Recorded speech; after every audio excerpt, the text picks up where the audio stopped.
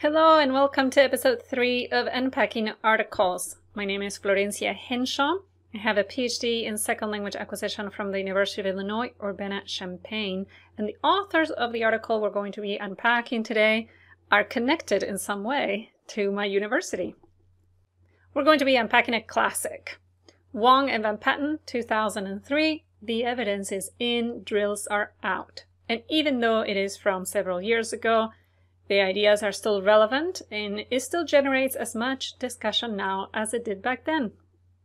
Essentially, what the authors are questioning is the value, the role, if any, of mechanical practice in language instruction.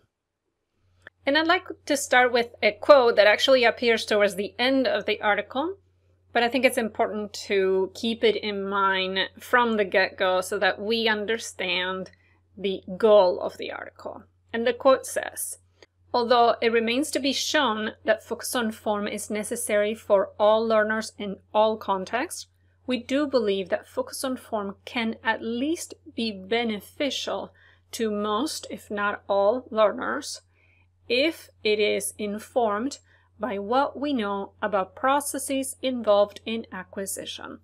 Essentially, what the authors are telling us is that this is not an anti-grammar or anti-focus on form article. In other words, they're not questioning the value of all focus on form. Instead, they're questioning just the value of mechanical drills. And note that I keep saying mechanical drills, and that's because not all drills are the same. And in the article, the authors explain these 3 types of drills, and the focus of the article once again is just mechanical drills. Mechanical drills are essentially these exercises where meaning is irrelevant and the whole purpose of them is to produce a correct form, to practice producing a correct form. So for example, complete the shopping list with the correct indefinite articles. Even though it may be contextualized in a shopping list, the whole point is just for the learner to write the correct article. Whether they understand what the word means or not is irrelevant to being able to write the correct article. Same with rewriting sentences in past tense. You can do that even if you don't know what this sentence is doing, as long as you know how to conjugate that verb in past tense. Same with providing the plural forms. Once again, if you don't understand the whole sentence, all you need to do is to change that one word from singular to plural. Another type of drill is meaningful drills, and as the name implies, meaning does play a role. An example would be something like take turns asking each other questions about the location of objects in this picture. So somebody can ask, "Where is the book?" And the other learner would say, "It's on the table." Of course, the learner has to understand the question. That's why we call them a meaningful drill. But it's just a drill, meaning there's no purpose other than to practice language.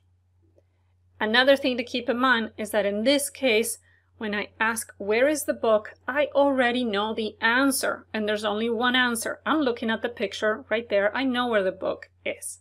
There is an expected correct answer.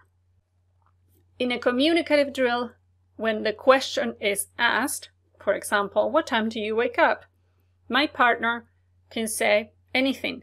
I don't know the answer. There is not a predicted correct answer. Could be 8, could be 9, could be 7.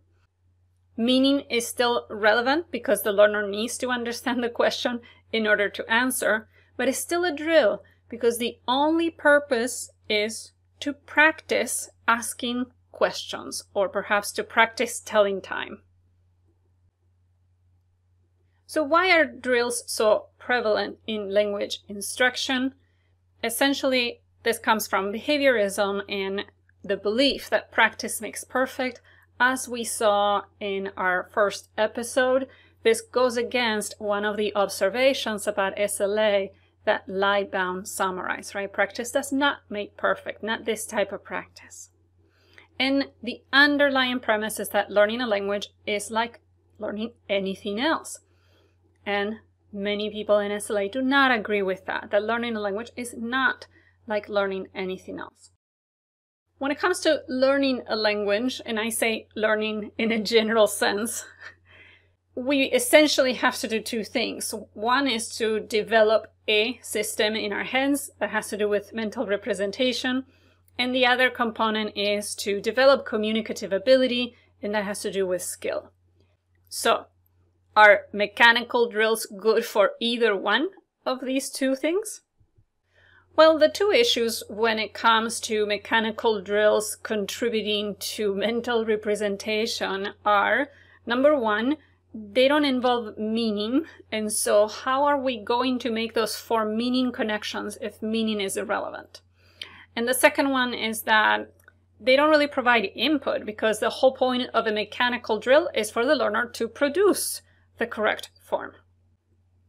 So the first set of evidence that the authors present respond to the first part of the question, which was, do mechanical drills help us with mental representation?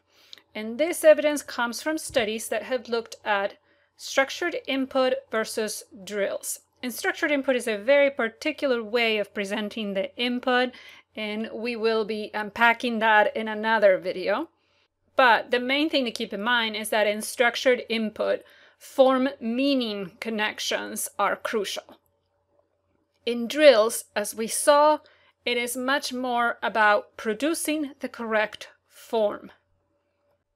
The assessment measures used in these types of studies look at the interpretation of the structure. So for example, the word drills. How did you know it was plural? Because of that little S, meaning you interpreted it correctly. You made the right form-meaning connection. The form S in English expresses more than one or plural. What they found was that groups engaging in structured input activities perform better than groups doing drills. So, the authors conclude that this is evidence that drills are not helping the learners make the right form-meaning connections. In other words, they're not contributing to developing mental representation. Now, what about the second part? Do they help us develop skills, communicative skills? Well, the evidence against that comes from early classroom studies that compared groups doing drills and groups doing communicative tasks. And what they found was that drilling of forms did not help to develop communicative ability, such as, for example, having a conversation. And in the case of Liebound 1983, they found that it actually hindered it because the learners kept overusing the forms that had been drilled, regardless of context. And that is evidence that the learners are not making form-meaning connections because they're using them even when they're not appropriate, when they're not expressing what they should be expressing. And going back to the studies that compared structured input with drills, when the assessment measures were about producing the correct forms, the two groups perform about the same. But the drills group overuse the target structure in at least one of those studies.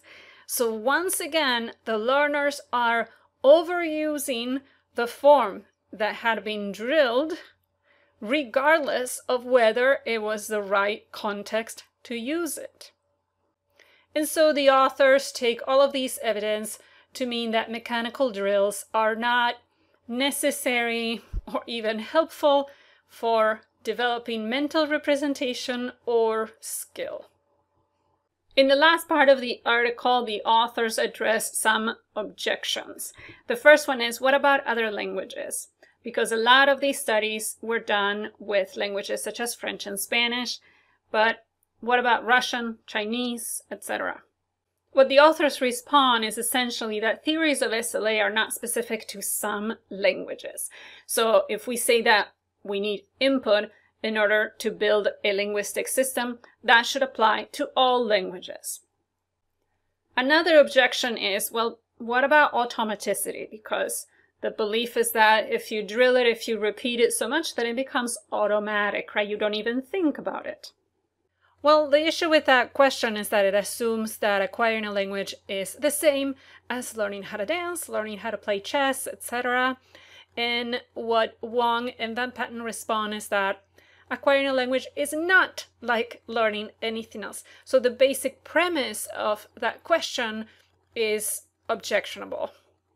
And how do we know that acquiring a language is not like learning everything else? The evidence for that comes from the fact that we acquire things from the input that were not explicitly taught. And the third objection is, what about output? Because they've been talking a lot about input. We say that drills are more about output. Does that mean that output is bad or that output is unnecessary? No, and they clarify to say that they're not anti-output. They don't say it directly, but I'm paraphrasing. Output does play a role, and this is how they acknowledge it. It is possible that learners must produce language in communicative context in order to become fluent and accurate communicators. However, using language repeatedly in communicative context is neither equivalent to drilling nor to constructing the linguistic system itself. So with this quote, they are acknowledging the role of output to increase fluency and accuracy, but they want to distinguish output or producing language in a communicative context from producing forms in a drill, which tend to be devoid of context, devoid of meaning. And so the takeaway for me is to integrate form, meaning, and purpose. One serves the other. And I usually encourage you to read the original article for yourself, and I certainly do this time as well. But I would like to also encourage you to read all of the responses and commentaries that were generated by this article, that were published after this article. Thank you so much for tuning in, and until next time.